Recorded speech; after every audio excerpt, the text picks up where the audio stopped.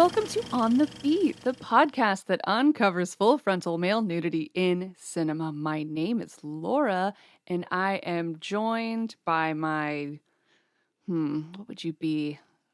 Dom. Nah, my sub, Ryan. Okay. Because we're talking about the 2025 dark romantic comedy drama. It's got everything. Pillion. I ain't nobody's bottom. Okay. Yeah. I put my foot down. I think you can still be a sub but not be a bottom. I ain't nobody's bottom. That's what I'm telling you. Okay. So Okay.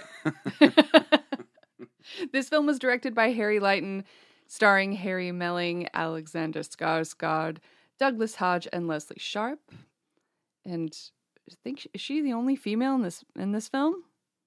Leslie Sharp. Yeah. Yeah. Heavy man movie. Well, Big she's boys. yeah, but I mean, if you're gonna get somebody, Leslie Sharp can fill the boots of several female performers, I feel. So Yeah, she's wonderful. you should read what they've said. What I don't know who types up the bios on Letterboxd, but yeah, she's referred to as the outstanding actress Leslie Sharp. Yeah. Well, the synopsis that I pulled from Letterboxd is Colin, a timid gay man, is swept off his feet when Ray, an enigmatic and impossibly handsome biker, takes him on as his submissive in a crazy and erotic BDSM-focused relationship. That's almost 100% true. What? Yeah, I mean, I think it is 100% true. Yeah, that is what happens in the film. Yep. Yes. It doesn't refer to the a cappella group that opens the movie, but He's not too timid. I don't find him to be too timid. he has to be brave to go through some of the things that he goes through. Yeah, going into a crowded pub and doing a cappella with his dad. Well, I was thinking more about like the licking of the boots and stuff. Like he's not shy to do that stuff. Like he does it because he knows it's like He likes it. he does like it. He likes it a lot, and I think that's really nice for him to find himself. But before we dig into him finding himself doing all sorts of interesting things, why don't you tell us about the director? Look into the Lighton. Let's look into the Lighton. Yeah, Harry Lighton. He's a British filmmaker. Pillion is his directorial debut, his feature debut. Yeah, but he's mostly done shorts. Knit Lab XY 2016, Sunday Morning Coming Down in 2016, Look at Me 2017, Ren Boys 2017, Leash 2018, Pompeii 2019, and then obviously Pillion in 2025. Boom. I'm not too sure if those films highlight the same sort of content that we have with Pillion, but I don't know if that really matters. He's young, too. Yeah. So frustrating. What's frustrating? When, I don't know, young people do things. Well, as I've come to realize as I grow older, you don't know what they've done up to that point. You don't know who their influences were. You don't know who their family are. You don't know if they've maybe already got some money, all sorts of stuff. So I just don't even bother thinking about it anymore. Okay. Well, the word pillion, which, yeah, I was like, there has to be some meaning behind it other than a word. That's how that works, yeah? That's etymology. basically one day they decided that they had a whole bunch of words and they thought, what if we just compiled them into a book and we called it the dictionary so that we knew what these words meant? Well, this word, which I thought maybe because it is a more common word in the UK that maybe you would have recognized it, but it refers to the rear passenger seat of a motorcycle. So when you ride pillion, you're riding on the back of a motorcycle. Right. Well, I didn't really ride bikes in my youth, or had any experience for it. So I didn't know what pillion meant. So I mean that makes sense. It's very literal. Yeah.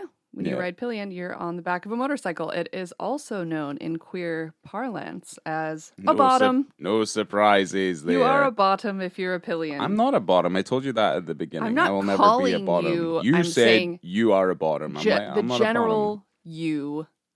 Oh, the general you. Every you out there is a bottom. Yeah. That poor general. The poor general. The poor General Yu. He's like, no. Not me. The film is based on the 2020 novel Box Hill by Adam Mars Jones, and Harry Lighton wrote the screenplay from the novel. He adapted it from the book. Sure did. Yeah, he sure did. The lead vocalist for the Scissor Sisters, by the way, Jake Shears, made his acting debut in this film, playing Kevin the biker. Oh, because he has the green hair. Yep, I recognize that motherfucker. Mm-hmm. Yeah, there you go. Whatever happened to the Scissor Sisters? I think they just had another Like you bring tour. that up, immediately just comes into my fucking mind. They were a fascinating. They were a duo. Still are a duo, I think. Yeah, that's weird. He was doing some Broadway. I think he What was a in British piece of pop culture that just popped into my the head. Scissor Sisters. Well, that's the thing. It's like I'll never learn how to take apart a car engine, but I'll just remember just someone saying the Scissor Sisters. I'm like, all right, yeah. I'll never save a life, but oh yeah, the Scissor Sisters. Yeah. There's still time. Maybe the Scissor Sisters will be involved somehow in you Laura, saving a life. I can barely do the things I'm doing right now, let alone try to learn something completely different. It's just not going to happen. I think he was on Broadway. I think he was doing cabaret. Yeah, I mean, he got kind of asked, hey, would you be interested in doing this movie? Well, it's like what happened with Will Young. Same thing happened with that guy. Mm. He just went to acting. Oh, okay. So that's He it. just did it. He just went and did it. He just went on and did it. If you're famous for one thing, you can definitely be persuaded to be famous in another thing. So that's fine. All right. Well, to learn about his role as Kevin the biker, he read The Leatherman's Handbook by Larry Townsend. People would consider it a seminal multi-edition book exploring the gay leather subculture. I think I've heard of this. Yeah. I'm going to buy this. I don't have it, but It's I'm going like- to buy it. Yeah, it's like the unspoken Bible for like leather-bound bikers. Yeah. Yeah, It's I've a heard guide of this. Yeah. to etiquette, history, and practices, and S&M, and it was first published in 1972. Yes, I love Leather Boys. It's I like love Tom of Finland. Yes, that sort exactly. of shit. Yeah. I love Tom of Finland stuff. I love the Leather Boys. Big fan. If you walk around our house, there's a bunch. For my birthday one year, you bought me a bunch of Tom of Finland Leather Boy stuff, like comics and books, and Yeah. we have coasters with Leather Boys on them. I mean, love it. You said you liked it, so I leaned into your interests and I purchased things that you liked. I have a Frisbee with a dick on it. It's neon pink. Yeah, but that was from that place we had it. I was having issues with them with the order that they sent us. I don't think they Because sent us the delivery on time, but that's okay. They didn't send us the delivery on time. It was also missing items, and then they got really snarky with me in the emails that I was sending. And it was just a case of just like, but guys, I'm missing items that I've paid for. I didn't get my Santa Claus coaster with Santa's big dick on it. Yeah. Guys, Yeah. please send me my Santa Claus dick. I'm not going to say coaster. anything bad because were able to rectify the situation. And now as I'm into my 40s, I try and avoid confrontation like the fucking plague. So I just try and ask people nicely, please just send me what I pay for. Well, I'm Please give me what I excited paid to for. have the Leatherman's Handbook in my library soon. Have you already got the order in? No, Oh, okay. Well, but I will Okay. today. oh, good. Right Today. now. Right. Okay. I will today. Other than Skarsgård and Jake Shears, the bikers are played by real life gay bikers No way. of the Gay Bikers Motorcycle Club, or the GBMCC. And they were also advisors on the film. I and mean, they yeah. instrumental men. Instrumental men. Yeah. Good old. Instrumental men. Yeah, instrumental men. Don't forget the hyphen. Yeah, yeah, no, I mean, you can tell. Yeah, You can tell there's a bunch of non-actors in this, like, easily. well, yeah, you'd have, But it helps to color the world that they're creating. You know what I mean? Because to us, like, we're outsiders looking in on this. Like, it's a very insular and I don't know if it's like particularly, but it appears very insular as a community. You know, you have to have an interest in biking, you have to have an interest in leather, and you have to have an interest in obviously being gay. So you know, there's certainly a few gates that you have to there's a few boxes that need to be ticked in order for you to be interested in that club. So for me, obviously, I'm none of those things. So it's nice to kind of see it from this perspective. I think that it's nice to have those real boys around, you know? Skarsgård and Melling were able to talk to them like, what happens here? What do we do?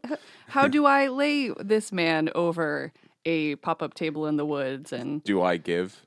Yeah. Yeah. Do we kiss? Do we kiss? Do we do a kiss? Do we kiss? Do we love? It's so sad. Do we pound? Yes. Do we pound? Well, they don't say things. They're not crude. I'm just being someone, I'm an actor asking questions. Yeah. Do you think that works in a hetero relationship where you just kind of go, do we pound? When do we lay? Well, if it was someone who wasn't... The bed is made.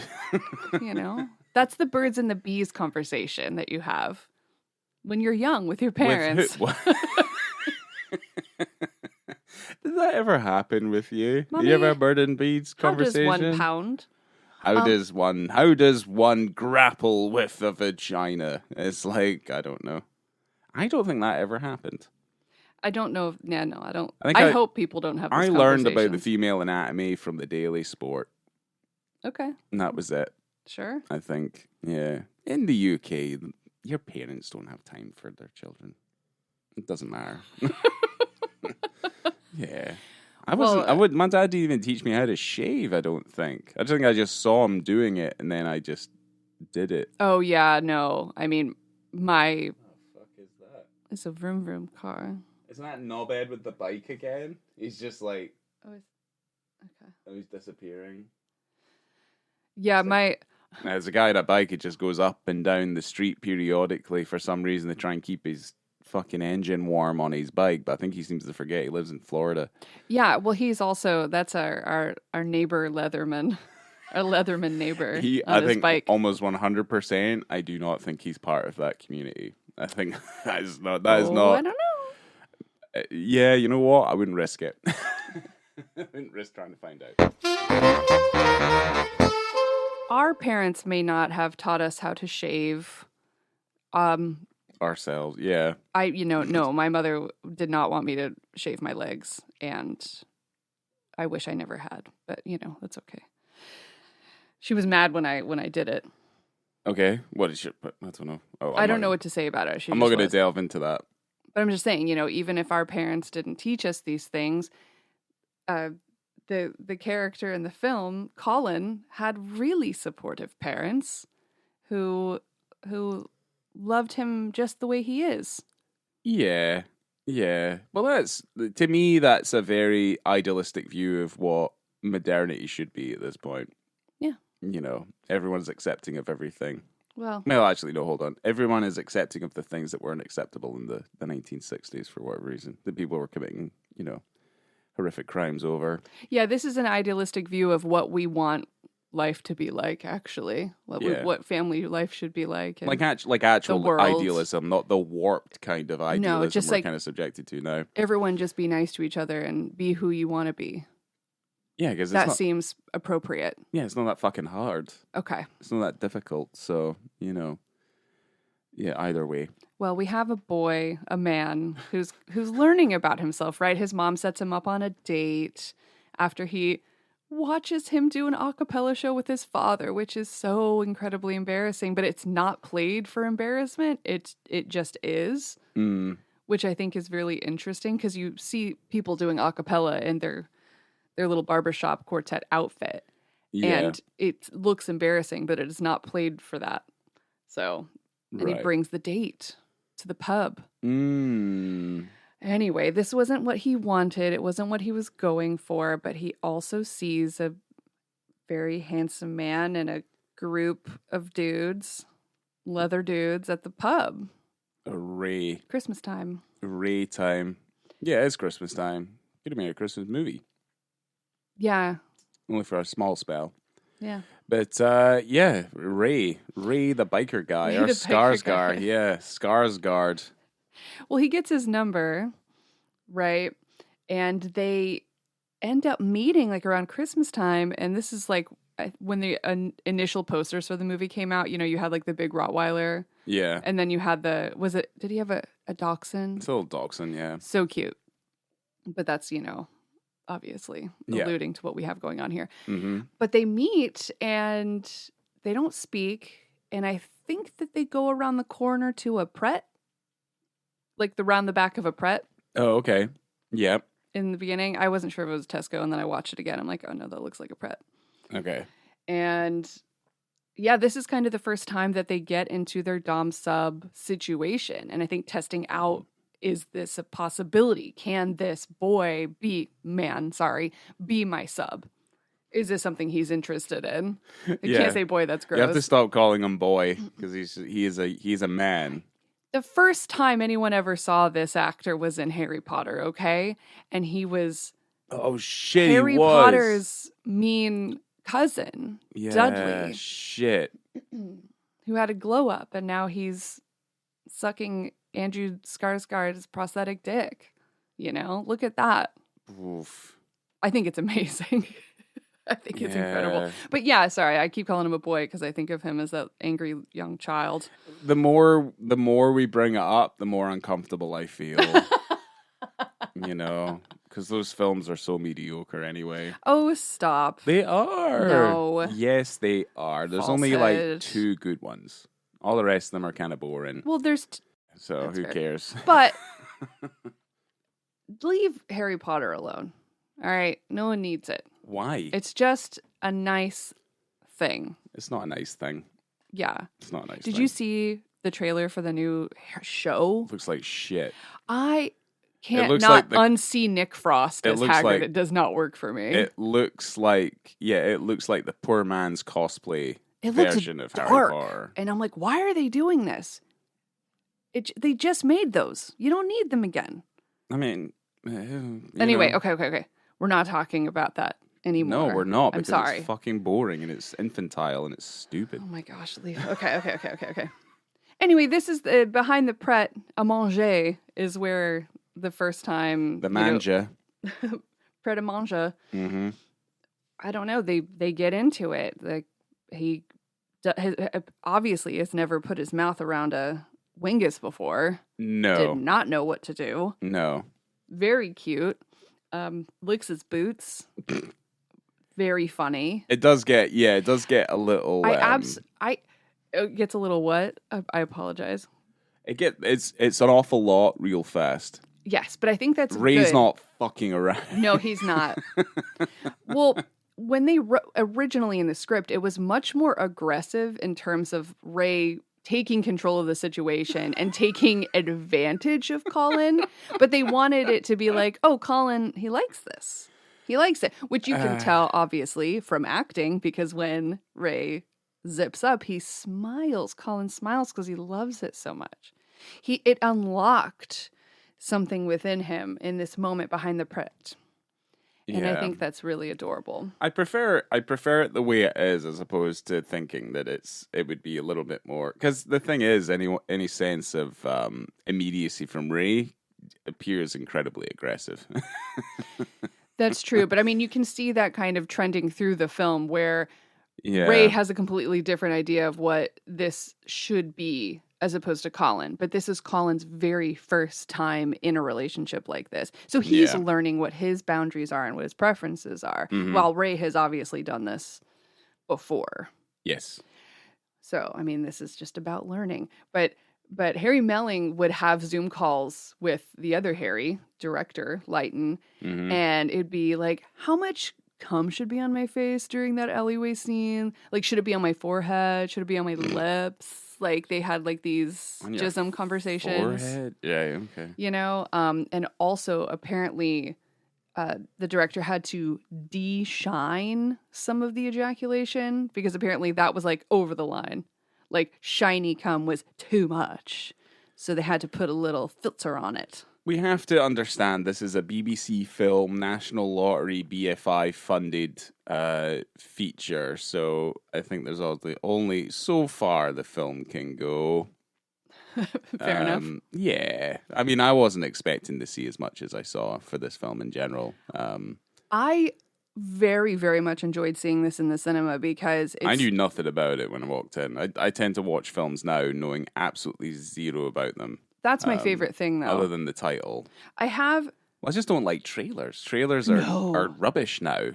They do not entice you to want to go and see the film, so I'd rather just go see the film. Well, you see the beginning, the middle, and the end, and I'm not interested in that. Yeah, pretty much. I mean, certainly they released Ready or Not 2 and that, what was that other one? They're Going to Kill You or something, that other movie. And they look exactly the fucking same. Oh, no. They do. They look exactly the same. No. From the trailers, they look exactly the same. They look like the same fucking film. People just exploding, just claret everywhere. They both just look exactly the same. Same colors, everything. I do like people exploding. Yeah. Elijah Wood's in one of them. Like, that's really about it, you know?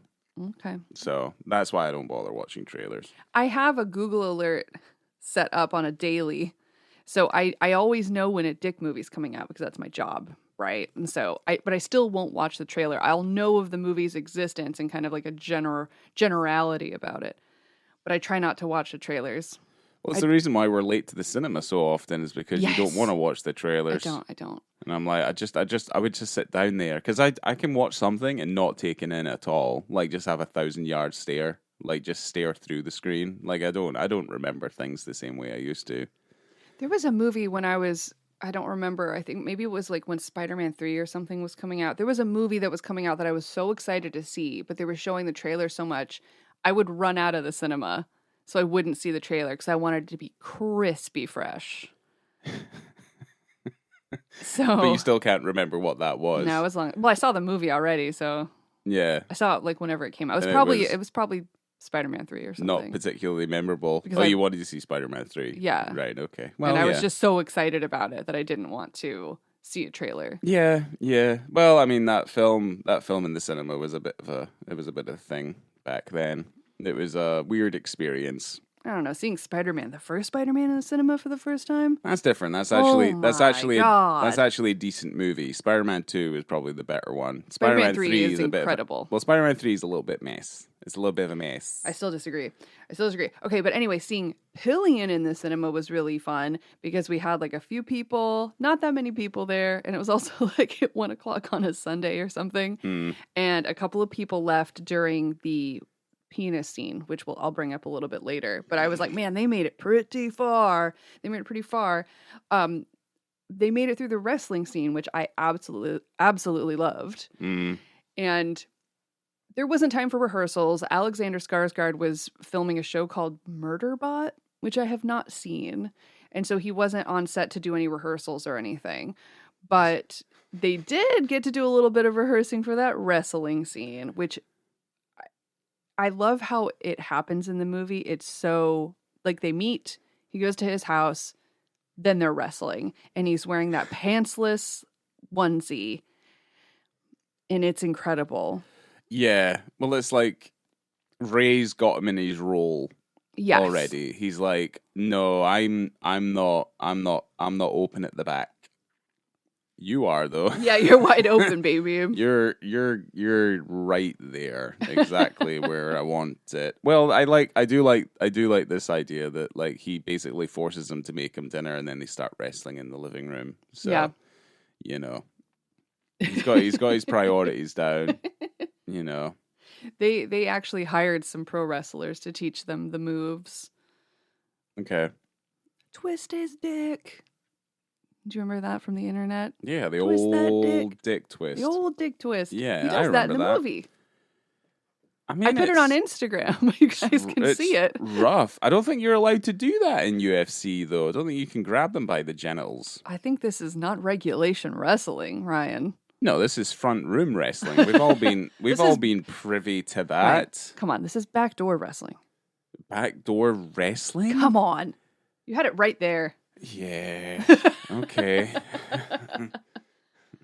Okay, so this is the penis scene, and we're gonna we're obviously going to talk about it because this is a podcast and we are currently speaking. But this is about 48 minutes and 45 seconds into the film. So all the boys get together, the whole gang, the whole biker gang gets together on a leather party. Adorable little leather field trip. Yeah. And they go out and they have a nice little swim and a wrestle, and they have a campfire and a little fuck sesh on a bunch of tables. But picnic. A beautiful little leather picnic. And they shot this scene at a lavender farm. And it just so happened that it was lavender harvest day. So they had to put up privacy screens because you had a bunch of men running nude through the fields. Yeah. And so we're going to have a little discussion about a prosthetic here because it is very, very, very clear there is a prosthetic in this movie. There's other penises that potentially are, but I have no evidence to say that they are or they are not. I think it would be very, very weird to put a prosthetic on a bunch of guys running through a field. Well, I think that doesn't also, make any sense. Yeah, but I also think that the ones that they're the real people. Right. So I don't think they would be fitted with a prosthetic. And it makes sense to fit a prosthetic on Skarsgård because his dick has to be a certain way, and it also has a Prince Albert piercing on it, and it is a very close shot of this penis. Right. Now, does it have to be a prosthetic? No. Definitely not. Right. But it is. But for this, it has to be a very particular way. It's the same for if we were covering Boogie Nights. That's obviously not real. No. So, but it has to be a certain way. Like it has to supplement the narrative. Like it has to supplement the character of which he's depicting. So for the real time people, for the real people who are obviously in this film, that seems fine. You're getting a spectrum of individuality all the way through the course of this. Through the course of this movie, but obviously for Ray, it needs to be very specific. I don't disagree with you. Because you're going to have that close-up shot. It's also going to be going in someone's mouth. Yeah, I mean and you're watching it. It's going to be a whole. Mouth. It's going to be a whole thing, and we've covered films where penises go into mouths, and for the most part, it's not the most comfortable of experiences to watch as a watcher. It just isn't. End of the story. That's why there's people left in the cinema. This is what got them. Oh, really? So this was the line. The scene that I was mentioning where they're at the campground and you've got this the subs bent over, pantsless on just like a picnic table sort of thing. Tables, yeah. And they're just kind of waiting while the doms are hanging out and just hanging out. Yeah, until they decide to partake. To feast. Yeah, actually one does feast and the others partake. Yeah. And so Ray comes over and he's a little bit annoyed at Colin because he's not very good at competing at a game of chicken or whatever you call it, playing in the lake. All right. And he wants to teach him a lesson because he wasn't being good at playing games. Yeah. And so he decides to unleash his erection upon Kevin's character, Jake Shear's character, and who was kind of on the table right next to Colin, just to kind of teach him a lesson, which obviously hurts his feelings. But Jake Shears said that the intimacy coordination was so thorough and so good, and he found that the sex stuff was the easiest, and he wasn't intimidated, but the process of actually filming and being in the film is what was jarring to him. And he said that he thought Skarsgård's prosthetic looked incredibly realistic, and he said to me, in real life, it felt very real, literally and figuratively, because it got, yeah, he got to have it first dibs on that prosthetic. Yeah. So poor Colin with his double dipping, you see stirring it the porridge. because he's also like his dom is behind him, eating his butt. This is quite a graphic episode when I'm thinking about it. Oh my God. Anyway, he's getting his butt pleasured. And then you have Skarsgård's character in the front. So he's getting teamed on both sides. It's you wonder why those people left. Oh my God, it was so fun watching that in the cinema with people. I loved it so much. I just imagine you in like audio description, like trying to explain. Oh, me being... Yeah, it's just like, oh, there you go. Oh yeah, now he's now pleasuring his butthole. Hold on. And he likes it. He is a fan of that. Oh, well, God. Okay, so Ray pulls it out, and so you see the whole prosthetic from the side, and you have that really big, it's big, and then you've got that Prince Albert piercing, right? But of course, me go, why is it called a Prince Albert? Okay. Like, so anyway, apparently it comes from an urban legend that Albert, who is the prince consort to Queen Victoria, Okay, of course, invented the piercing to pull his reportedly large penis down, like a weight, to make it look smaller in his trousers because his dick was so big. Oh, okay. So that was just like a rumor, like a legend around that era. Wouldn't putting weights on it make it longer? I don't know. Maybe it was just, I don't know.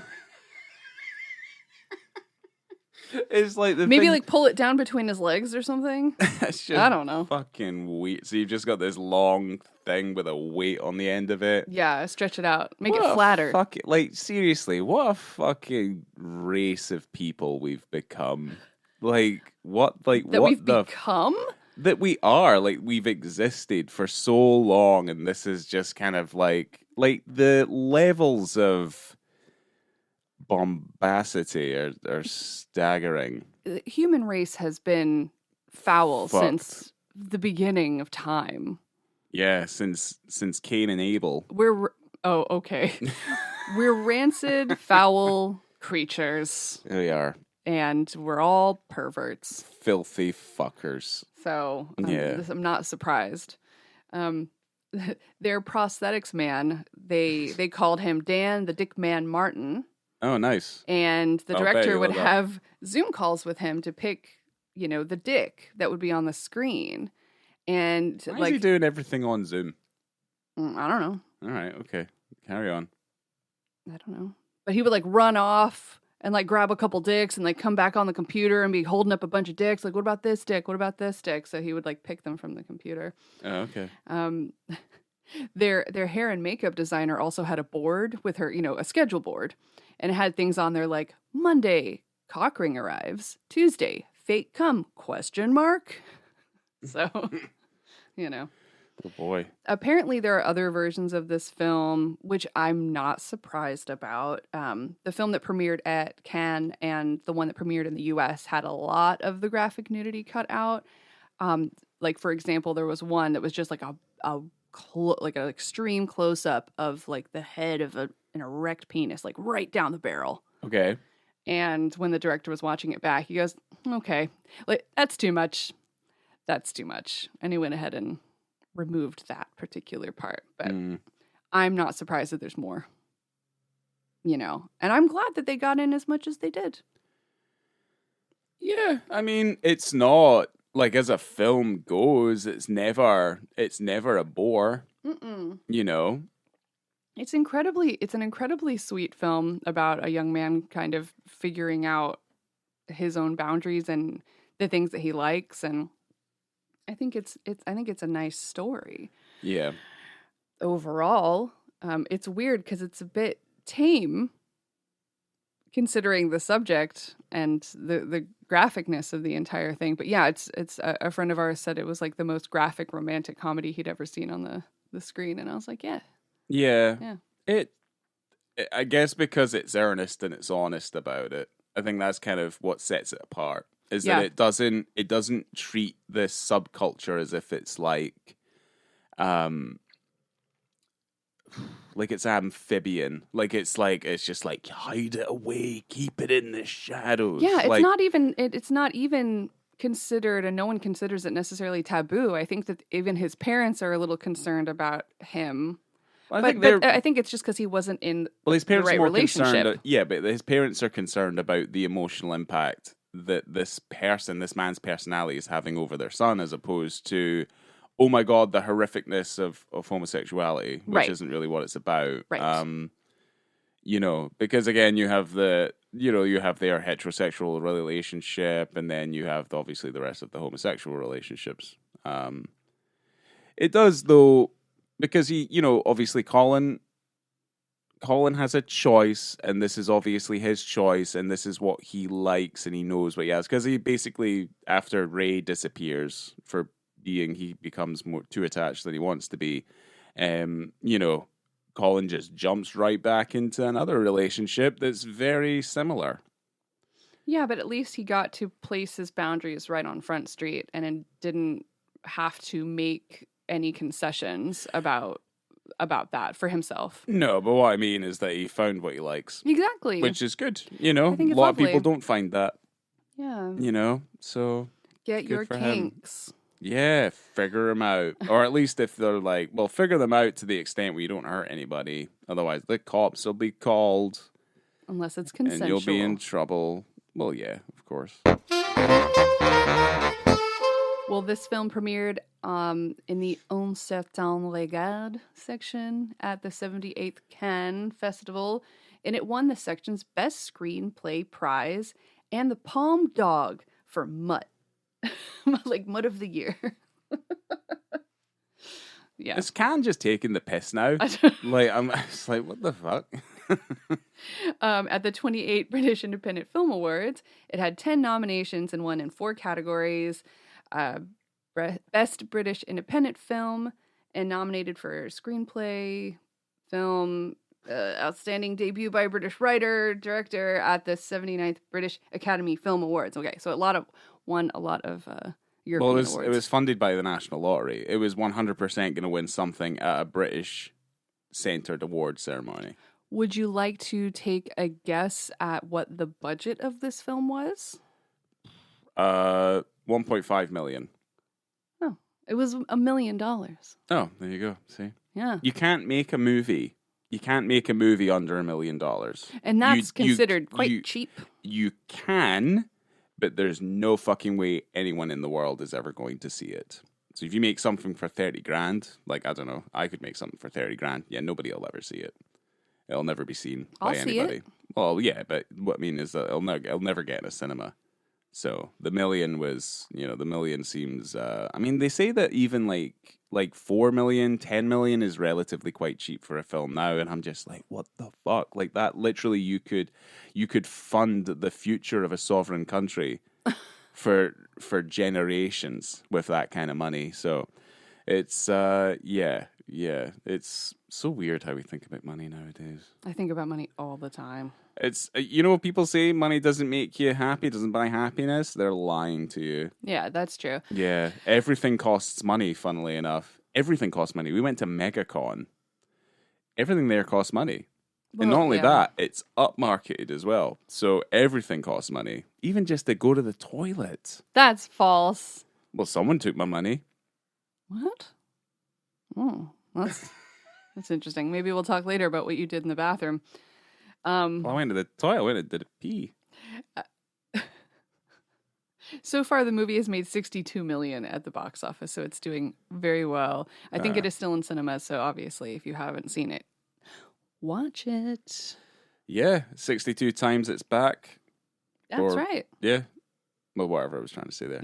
I made it back anyway. Yeah. Do you have anything else you want to add before we go into our ratings? No, I like how he's a traffic warden. He's like, and it's also like there's issues I have with that as well because it feels very kind of two-dimensional. Because traffic wardens, at least because here it'd be like meter maids. They'd be referred to as meter maids here. Traffic wardens are just fucking pariah, and they're just people just spit on them and call them all sorts of stuff because they decided to take a job where if you park illegally, they're able to fine you for it. Yeah. I've never really understood the hatred that they take by just literally doing their jobs. If you didn't break the fucking law, then you'd be fine. Anyway. That is well represented in this motion picture. Well, he has the right attitude, Where you just ignore it. Yeah. And it's like, yeah, whatever. It's like, well, pay the fine or don't, or go to jail. Like, I don't give a fuck. Like, who cares? Okay. Well, I am going to go ahead and say, I feel like the ratings is a little bit difficult on this one. I'm just going to go ahead and put it like kind of towards the middle and say 3. The actual penises in this film are a little bit, they're very, very far away. And I could have sworn that I saw more penises in this movie when I saw it in the cinema. And then I watched it back and I'm like, where are all those dicks? It did feel very scant to me. I'm just like, I could have sworn that there were more, but maybe the theatrical release is different than the one that's on streaming. Unsure, it's possible. But I could have sworn during that camping scene that I saw a bunch of penises. Like, I could have absolutely sworn. Anyway, but that's okay. We saw one in the distance. We saw there was a guy on the ground barking in a little leather mask. You can see his as well. But then you have this ridiculous pierced prosthetic. So I don't know. Yeah. 3, it's kind of a weird one just because the main focus is that big prosthetic one. But it's funny, you know, and it serves its purpose. Yeah. For what it is. Well, it's a character device. Yeah. Which is, it goes into the larger conversation about prosthetics in general, is like the need to use prosthetics, because it's in here. It's definitely it's a character. It's narrative driven. You know, it's a characterization tool, so it's very important for that. So that makes sense, and as opposed to say you're trying to manufacture something out of, you know, something that just doesn't technically exist. You know, so really for me, like the conversation around, say, like the fake dicks argument is kind of like, where does it lie? For this, it seems fairly simple. It's narrative driven. It's character driven. You know, in other senses, you're kind of questioning it, where it's like, is it a case of like vanity or practicality or self-consciousness and all this sort of thing? And you kind of do feel like with the advent of modern time and I don't know what you would refer to it as, conservatism in film and cinema has existed and hasn't really existed. I think we're in slightly more liberal times when it comes to this, comes to nudity and things like that. So it does make me wonder why there's such a prevalence of fakeness when it comes to this, to the nudity sections of this, unless it has very specific narrative reasons to be. It's like what was that show we covered fucking decades ago at this point? The Pamela Anderson and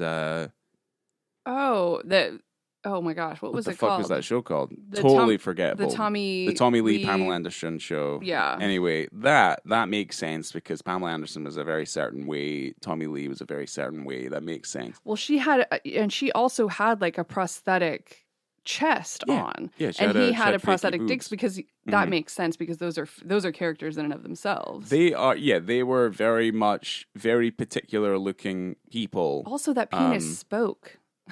It moved and talked. It did, but it was a very practical narrative driven thing. Because I'm pretty sure Tommy Lee's dick does talk. Did you not know that? Well, yeah, it talks to him, right? It does, yeah. It does say things to him. So for me personally, getting back on track here instead of being a fool. It really just comes down when it comes to fakeness. For me, those are the sorts of things I question. As for the other, you say you give it a 3. I mean, I'd kind of go straight down the middle, like a 2.5 or something. Like, nothing's particularly. It's maybe because I'm desensitized to it all right now, but there's nothing spectacular to it other than it's part of the moment, it's part of the subculture, you know. So at least if some of that stuff's there, we'd be bitterly disappointed if it was just nothing but fakeness all the way through.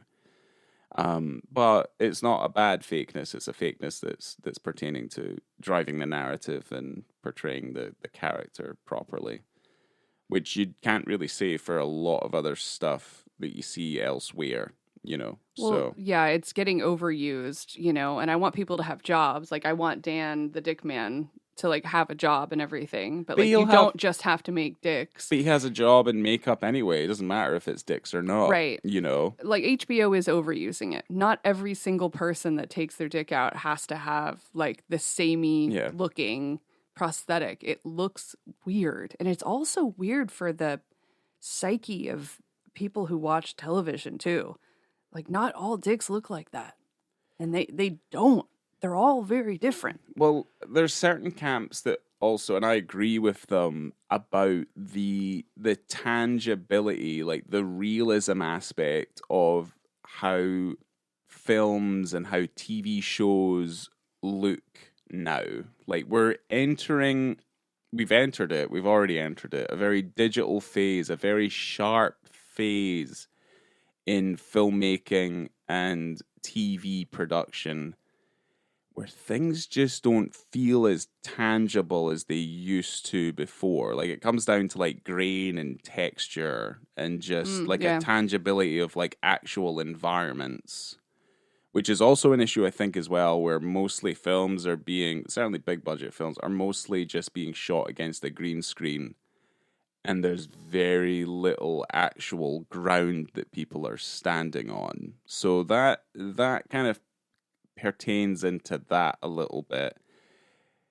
And no film at this point, I think at this point, is safe from that. I feel like everything that is coming out, for the most part, things that are coming out now, certainly big budget stuff, like, that's my main issue, is that nothing ever feels like you're part of it, or it's real, to me at least. And I'm still trying to figure out why that is. Well, maybe that's the good thing about movies coming out like this, when you have a slightly smaller budget and it's very kind of close, and you're having real people in the film and you're in real environments. Like you're running around in a lavender farm and you're in a flat helps. And you're at a pub. Like it is tangible. You can go to those places and you can experience those things if you want to. It definitely helps. I just think there's just a large swathe of other stuff where you're just like, "Ooh, I've been pulled out of this." Yeah. This is, unless it's fantastical. Like that stuff's fine, because obviously that shit's not real.